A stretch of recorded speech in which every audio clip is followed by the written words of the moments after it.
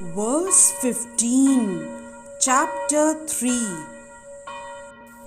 Karma brahmodbhavam vidhi brahmakshara samudbhavam tasmat sarvagatam brahma nityam yajne pratishtitam.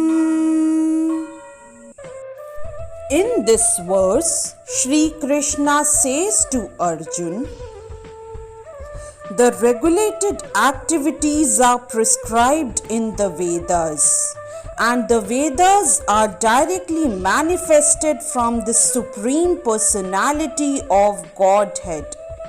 Consequently, the all-pervading transcendence is eternally situated in acts of sacrifice. Elaborating on the above thought, the yagyartha karma, or the necessity of work for the satisfaction of Krishna only, is more expressly stated in this verse. If we have to work for the satisfaction of the Yajna Purush, Vishnu, then we must find out the direction of work in Brahman or the transcendental Vedas. The Vedas are therefore codes of working directions. Anything performed without the direction of the Vedas is called vikarma, or unauthorized or sinful work. Therefore, one should always take direction from the Vedas to be saved from the reaction of work. As one has to work in ordinary life by the direction of the state, one similarly has to work under direction of the supreme state of the Lord. Such directions in the Vedas are directly manifested from the breathing of the Supreme Personality of Godhead. It is said, Asya mahato bhutasya nishvasitam etad yad rigvedo yajurvedah samvedo tharvangirsaha tharvangirsaha.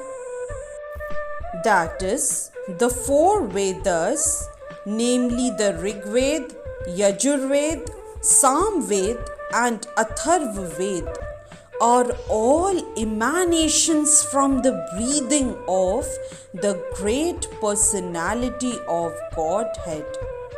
The Lord, being omnipotent, can speak by breathing air, for as it is confirmed in the Brahma Samhita, the Lord has the omnipotence to perform through each of his senses the actions of all other senses. In other words, the Lord can speak through his breathing, and he can impregnate by his eyes. In fact, it is said that he glanced over material nature and thus fathered all living entities. After creating or impregnating the souls into the womb of material nature, he gave his directions in the Vedic wisdom as to how such conditioned souls can return home, that is, back to Godhead.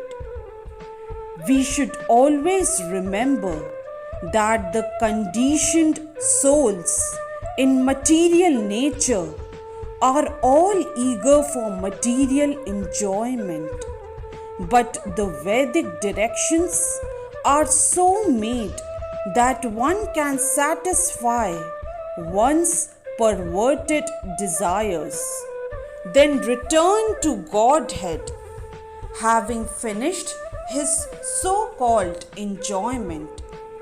It is a chance for the conditioned souls to attain liberation. Therefore, the conditioned souls must try to follow the process of yajna by becoming Krishna conscious. Even those who have not followed the Vedic injunctions may adopt the principles of Krishna consciousness, and that will take the place of performance of Vedic yajnas or karmas. Hence, verse 15 of chapter 3 is explained. Jai Shri Krishna. If you like today's video, please do like, share, subscribe and comment on the channel